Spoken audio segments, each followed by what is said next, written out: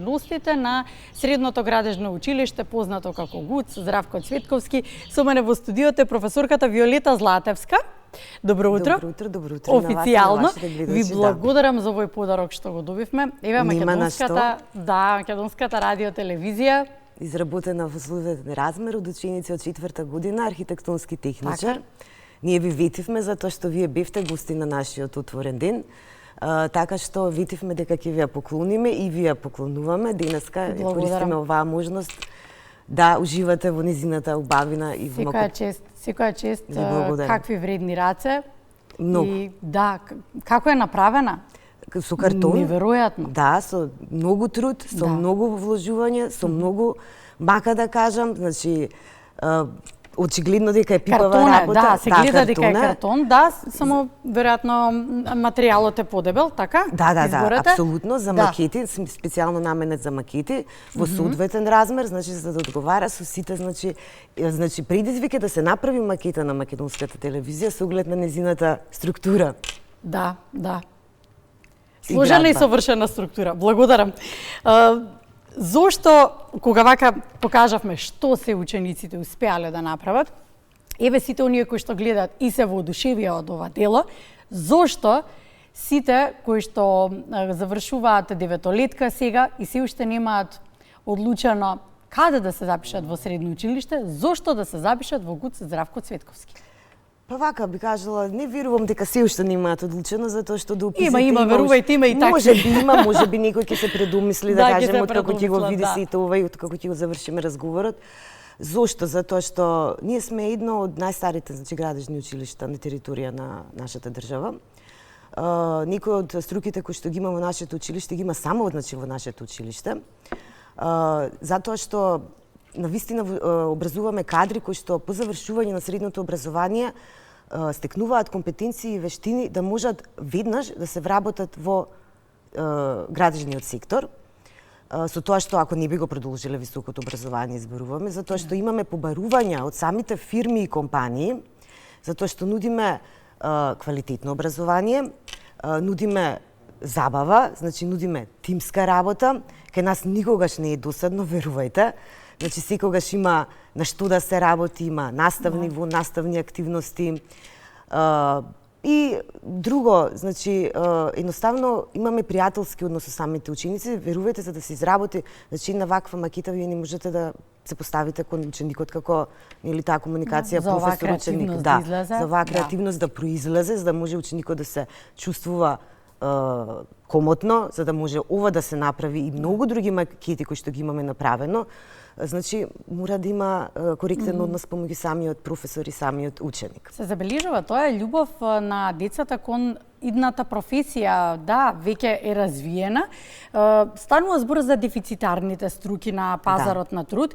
Оно што често го зборуваме со деканот на градежниот факултет со Горан Марковски е тоа дека вие имате одлична соработка, меѓусебна соработка, па има ли нешто подобро да веќе го подготвите кадарот во средно училиште да го пратите на факултет, да продолжи да се дообразува во струката?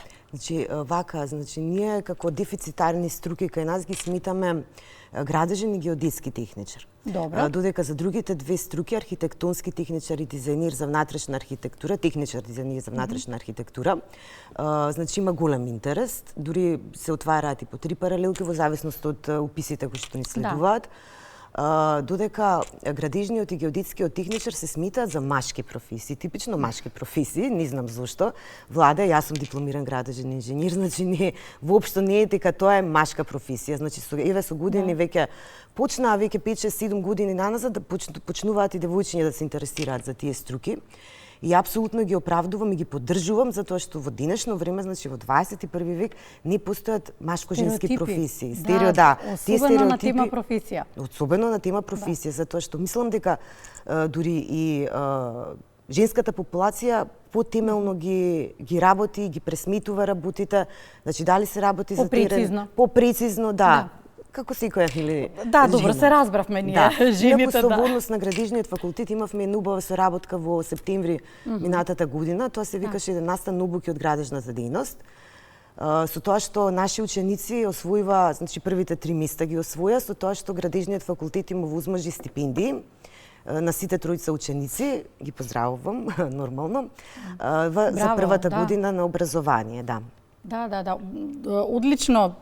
Има ли нешто што е поголемо олеснување, особено за цело семејство, за детето кога сака да го продолжи образованието? Сега се во тек уписите. Да, сега се во тек, значи започнуваат во сабота во 00 часот, на 14 јуни и траат до 17 јуни 23:59 часот.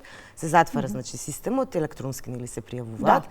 Кај нас ние се интересно е што многу малку можеби знаат дека сме средно градежно гимназиско училиште, со тоа што гимназијата кај нас е веќе 25 години. Така што гимназија како гимназија ги има сите оние подрачја кои што ги имаат и сите други гимназии.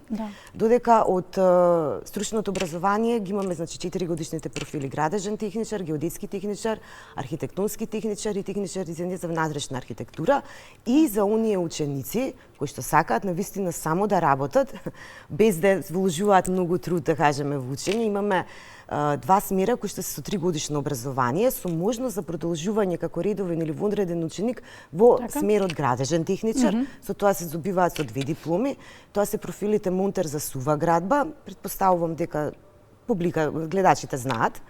Веќе кога зборуваме за дефицит на пазарот, тоа се едни од дефицитарните значи струки и поставувач на подови плочки. Значи сите знаеме како некога треба да најдеме мајстори. Апсолутно. Да кажем. Така, имаме многу голем одлив на тој кадар во странство. И во странство, да, ние значи се трудиме тој кадар да се задржи на нашата територија, во оваа земја, да бидат значи добро платени, за да можат да останат овде и да ги задоволат нели сите потреби кои што ги имаат граѓаните реално. Добро, финансискиот бенефит е оној за кој што тој момент некако преовладува кога е изборот на професијата во прашање.